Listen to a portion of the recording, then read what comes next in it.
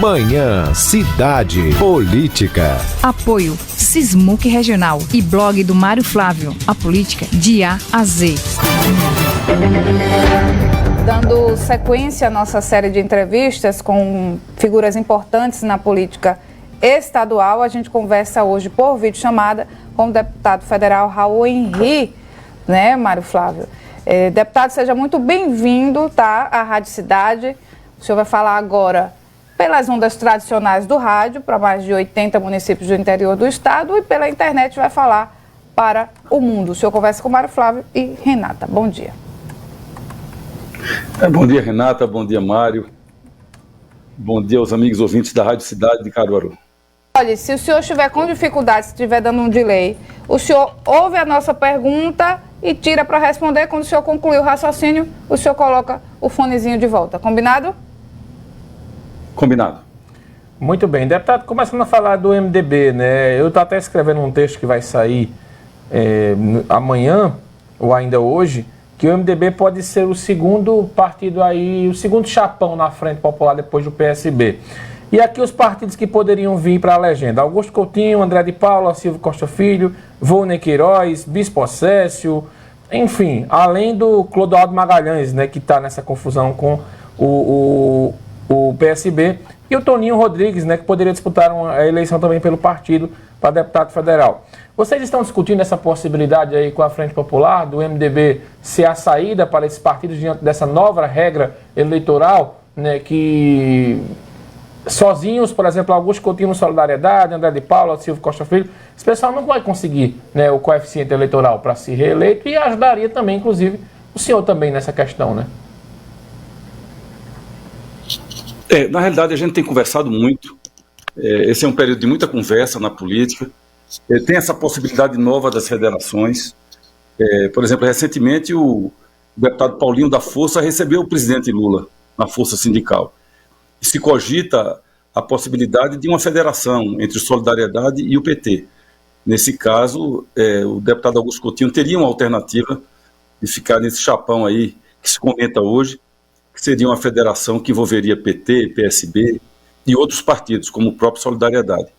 Então, é um período de muita conversa ainda, de muitas incertezas.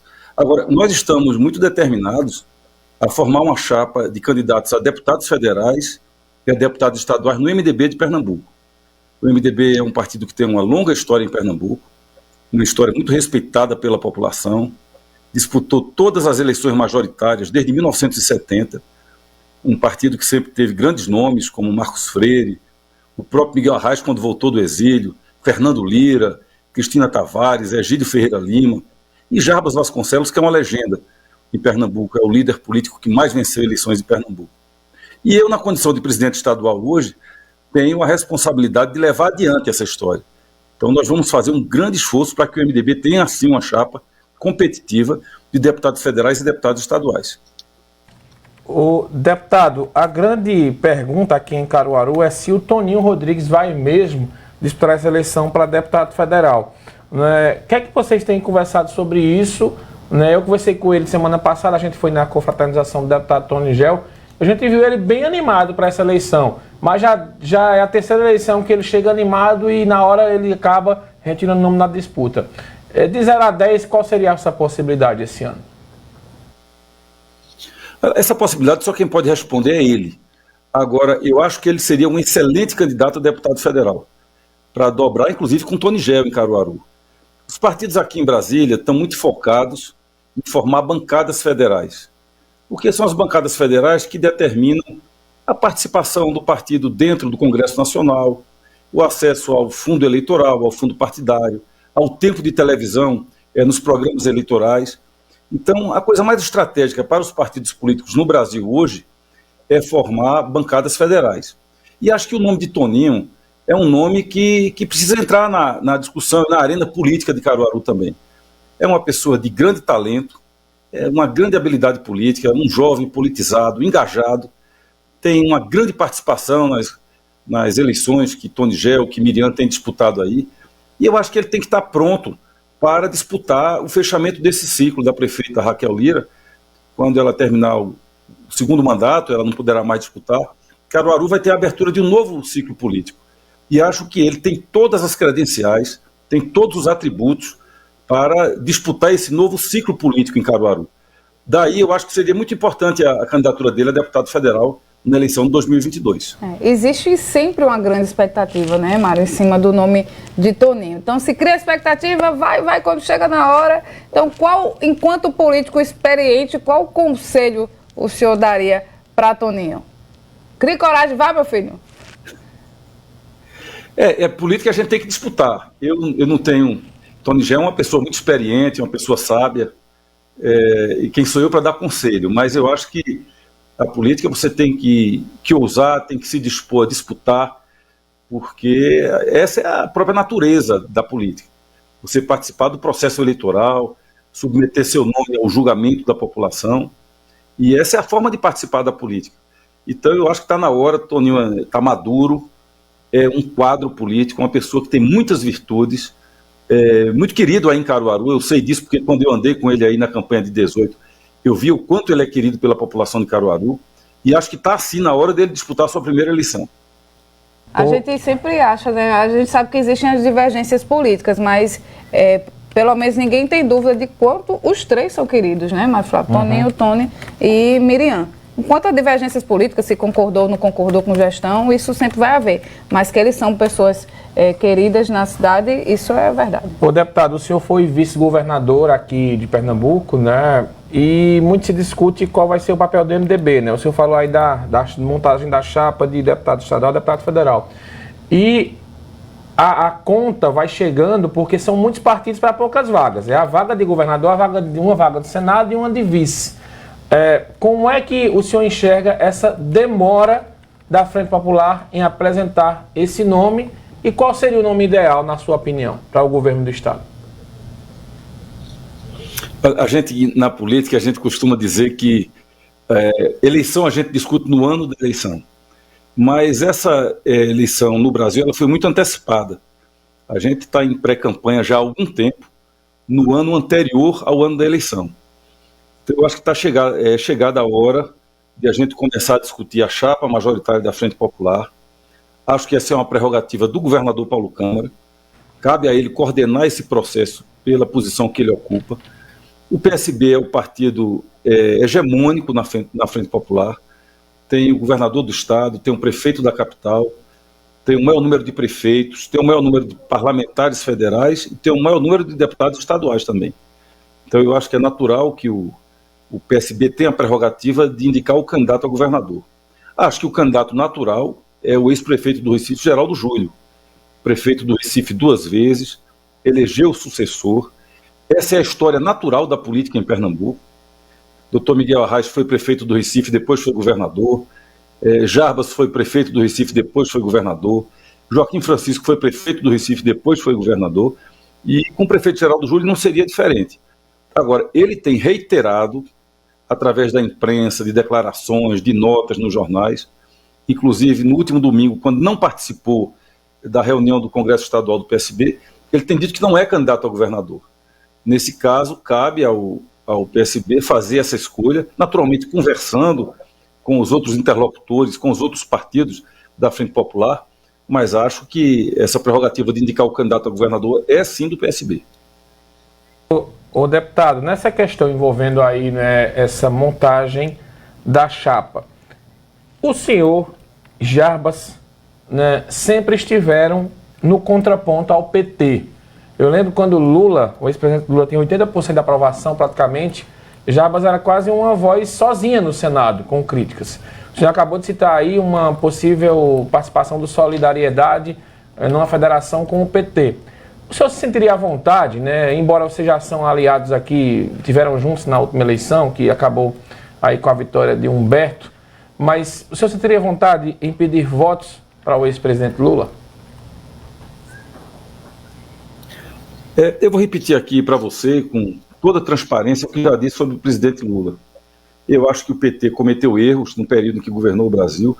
Eu, inclusive, era deputado federal e fiquei na oposição ao PT aqui durante os 2 mandatos, de 2007 a 2014, mas acho também que o presidente Lula tem algumas virtudes que precisam ser reconhecidas. E sempre que critiquei, eu fiz essas ressalvas. Acho que o presidente Lula foi o presidente que mais investiu no Nordeste, foi o presidente que compreendeu a realidade do Nordeste como região mais desigual do Brasil. A população nordestina tem metade da renda per capita da sociedade brasileira há 100 anos. Isso é uma coisa inaceitável em qualquer país sério do mundo. E foi o presidente Lula que compreendeu isso e que fez investimentos estruturantes no Nordeste, como a duplicação de rodovias, a BR-101, a BR-408 e outras rodovias. A BR-104, aí foi ele que começou a duplicação, a transposição do Rio São Francisco, a Transnordestina, a siderúrgica que foi implantada no Ceará, a refinaria em Pernambuco, a fábrica da Fiat. Então, esse mérito ele tem e não dá para negar, são os fatos. O outro é que o presidente Lula é um democrata. Ele tinha toda a possibilidade de ter tido um terceiro mandato aqui em Brasília, porque em 2010, quando ele lançou a presidente Dilma, então candidata, ele tinha maioria no Congresso e no Supremo Tribunal Federal para aprovar uma emenda à Constituição e disputar o terceiro mandato, como, aliás, é comum na América Latina. Isso acontece em quase todos os países da América Latina. Aconteceu na Venezuela, na Bolívia, no Equador e em outros países da América Latina. E ele não fez, ele respeitou a regra do jogo. E, por fim, o presidente Lula é um homem que tem muita identificação com o povo brasileiro. Essas três ressalvas a gente tem que fazer, é uma questão de respeito aos fatos.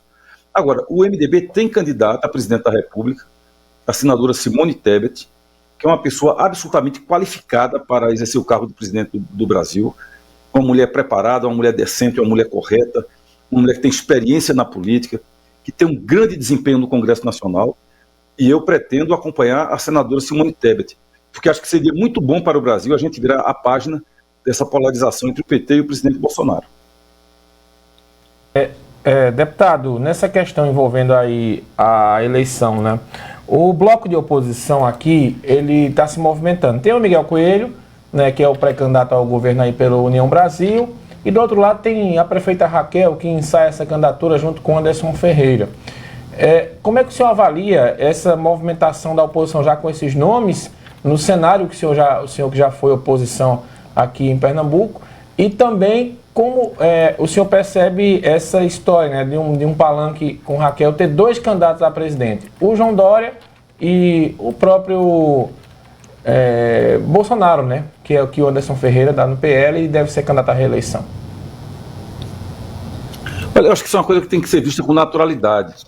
Na eleição de 18, inclusive, nós apoiamos, Jarbas e eu apoiamos o ex-governador de São Paulo, Geraldo Alckmin, e o PSB apoiou o Fernando Haddad, a presidência da República. E nós estávamos em uma mesma coligação em Pernambuco. É uma chapa que tinha Jarbas e Humberto para o Senado e Paulo para governador.